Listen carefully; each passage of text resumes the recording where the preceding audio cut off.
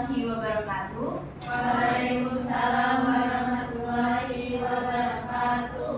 Ya, ini pertemuan kedua kita ya. Jadi setelah kita MPLS kemudian menyetujui kontrak belajar kita, sekarang di pertemuan kedua ini kita langsung memasuki materi.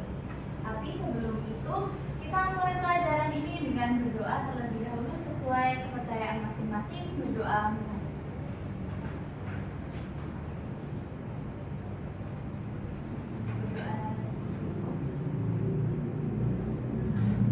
Pada mata pelajaran akuntansi dasar ini, materi yang akan kita bahas pada pertemuan kali ini yaitu mengenai konsep dasar debit, kredit, dan aturan saldo normal akun. Nah, adik-adik ini kan baru lulus dari SMP. Apa sih yang bikin adik-adik ini memilih jurusan akuntansi? Kenapa tertarik? Apakah sebelumnya sudah tahu istilah debit, kredit? Sudah apa belum? Tapi sebagian pasti sudah tahu ya debit kredit. Mitosnya, debit itu adalah pemasukan atau penambahan uang, sedangkan kredit adalah pengurangan uang. Tahu nggak adik-adik yang sebenarnya itu apa artinya dari debit dan kredit? Nah, arti yang sebenarnya debit itu dari kata debit, itu dari bahasa Latin artinya kiri, dan kredit itu artinya kanan.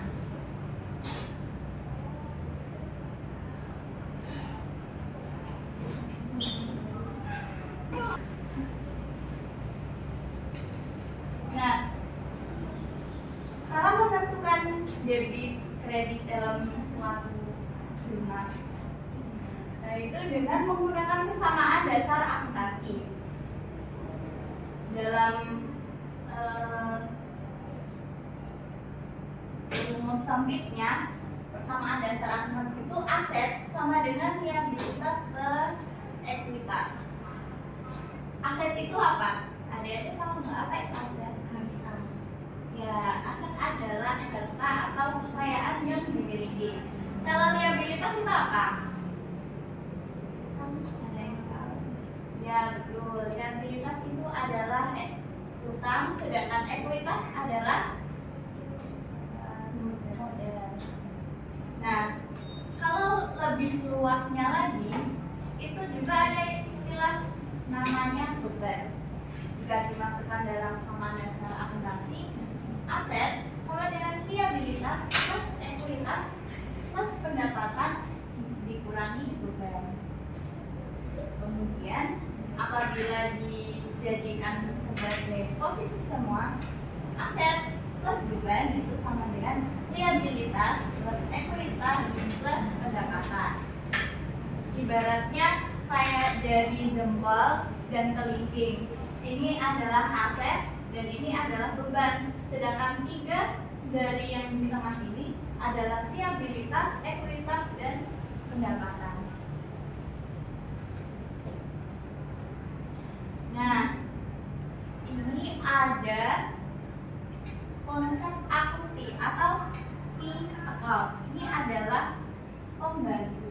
Jadi T ini untuk membantu.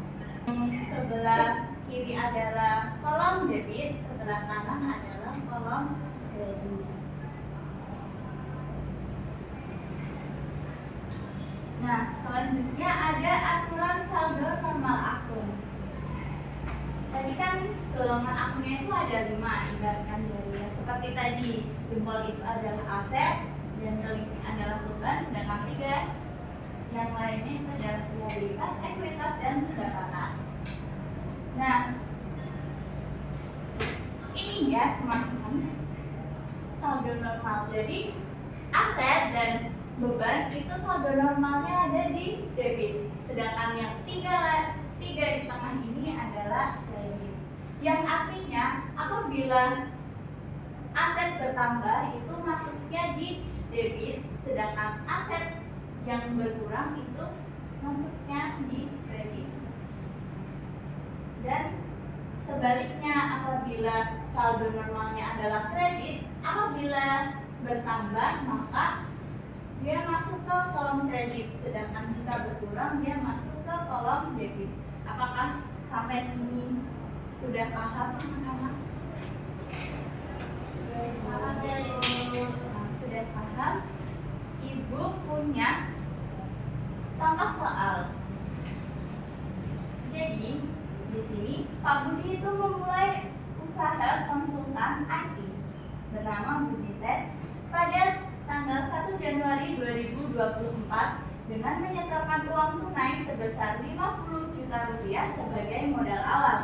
Lalu bagaimana pencatatannya dalam jurnal umum? Nah, kalau misalnya sebagai modal awal itu nanti masuknya kemana? Itu kan modal, itu dari sumber dananya dari,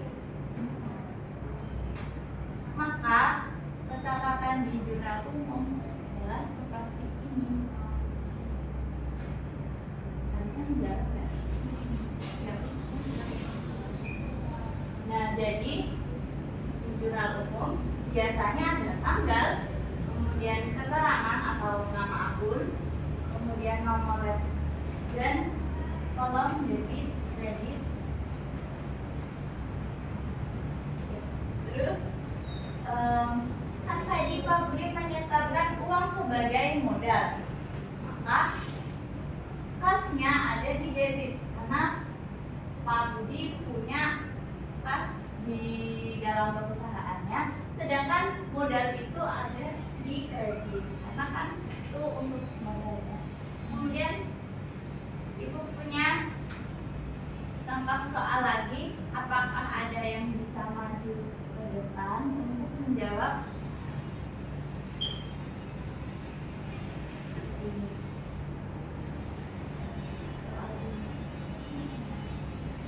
Pada tanggal 1 Januari 2024, sebuah perusahaan membeli peralatan kantor seharga 10 juta rupiah secara tunai. Maka transaksi ini akan dicatat dalam jurnal. Itu bagaimana? Apakah ada yang bisa maju ke depan?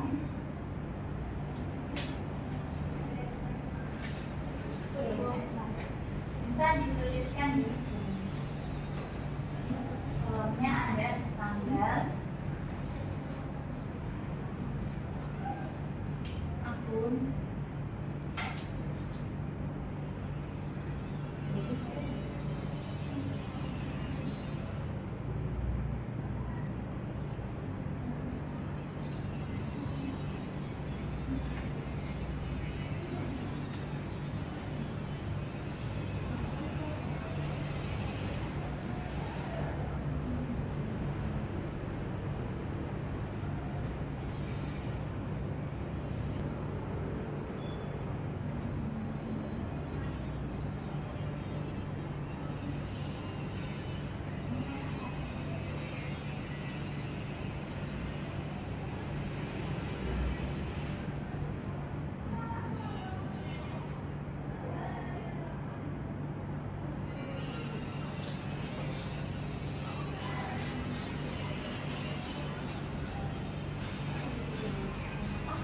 apakah jawaban teman-teman kalian ini betul? Betul. Nah, karena membeli peralatan itu menggunakan kas, maka peralatannya bertambah sedikit, kemudian kas itu di kredit. Nah, ibu punya barcode soal latihan yang nanti akan beralih ke PDF berisi soal-soal. Kalian bisa mengerjakan melalui buku kalian masing-masing. Untuk pengumpulannya ada di drive grup kelas ya. Itu bisa di scan. Nanti ibu. Nah, bisa dikumpulkan. Jangan mencontek temannya ya. usahakan mengerjakan sendiri-sendiri. Supaya apa? Supaya tahu kemampuan masing-masing itu sampai di mana. Kemudian di pertemuan berikutnya kita mencocokkan bareng-bareng bersama-sama.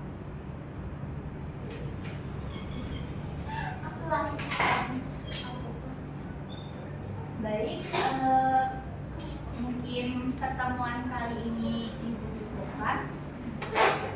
Sekian dari Ibu.